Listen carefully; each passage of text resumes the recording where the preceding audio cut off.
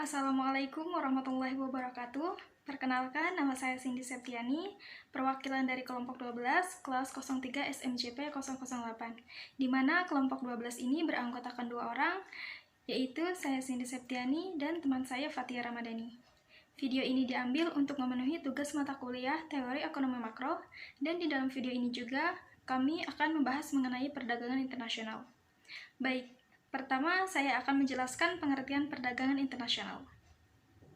Perdagangan internasional adalah perdagangan yang dilakukan oleh penduduk suatu negara dengan penduduk negara lain atas dasar kesepakatan bersama. Penduduk yang dimaksud dapat berupa antar perorangan, yaitu individu dengan individu, antara individu dengan pemerintah suatu negara, atau pemerintah suatu negara dengan pemerintah suatu negara lain. Secara garis besar, manfaat dari perdagangan internasional bagi suatu negara adalah: yang pertama, memperoleh sejumlah barang yang dibutuhkan; yang kedua, mendapatkan harga yang lebih murah daripada barang produksi sendiri; yang ketiga, melaksanakan kegiatan ekspor dan impor; yang keempat, melakukan alih teknologi dari negara lain; dan yang terakhir, mempercepat pertumbuhan dan pembangunan ekonomi. Terdapat 2 kebijakan perdagangan internasional. Yang pertama, kebijakan dalam bidang ekspor. Di antaranya yaitu tarif, subsidi, dumping, dan diskriminasi harga. Dan yang kedua adalah kebijakan dalam bidang impor. Di antaranya larangan impor dan kuota.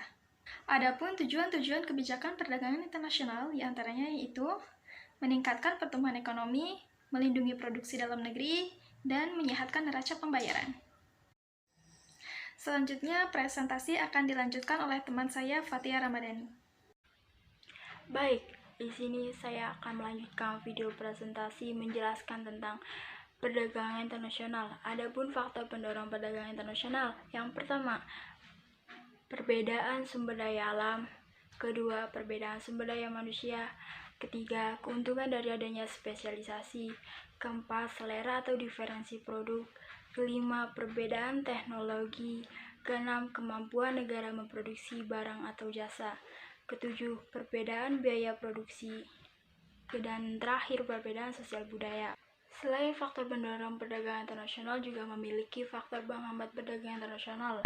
Di antaranya yang pertama, kebijakan potensi oleh pemerintah; kedua, apresiasi mata uang dalam negeri; ketiga, kualitas sumber daya yang rendah; empat, perbedaan sistem pembayaran antar negara yang sulit dan risiko tinggi; lima, terjadinya perang; keenam, proteksi wilayah regional; dan yang terakhir, jarak antar negara atau biaya transportasi. Perlu kita ketahui di dalam perdagangan internasional juga memiliki 2 teori.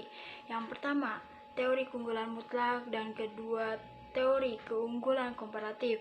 Pertama, teori keunggulan mutlak dikemukakan oleh Adam Smith, menyatakan bahwa setiap negara akan memperoleh manfaat perdagangan internasional apabila melakukan spesialisasi pada produk yang mempunyai efisiensi produk lebih baik dari negara lain, dan melakukan perdagangan internasional dengan negara lain yang mempunyai kemampuan spesialisasi pada produk yang tidak dapat diproduksi di negara tersebut secara efisien. Dan kedua, teori keunggulan komparatif. Teori yang dikemukakan oleh David Ricardo menyatakan perdagangan internasional terjadi jika ada perbedaan keunggulan komparatif antar negara. Keunggulan komparatif akan tercapai jika suatu negara mampu memproduksi barang dan jasa lebih banyak dengan biaya yang lebih murah daripada negara lainnya. Demikian akhir presentasi dari kami. Semoga bermanfaat untuk kita semua, dan terima kasih atas perhatiannya. Kurang lebihnya mohon maaf. Waalaikumsalam warahmatullahi wabarakatuh.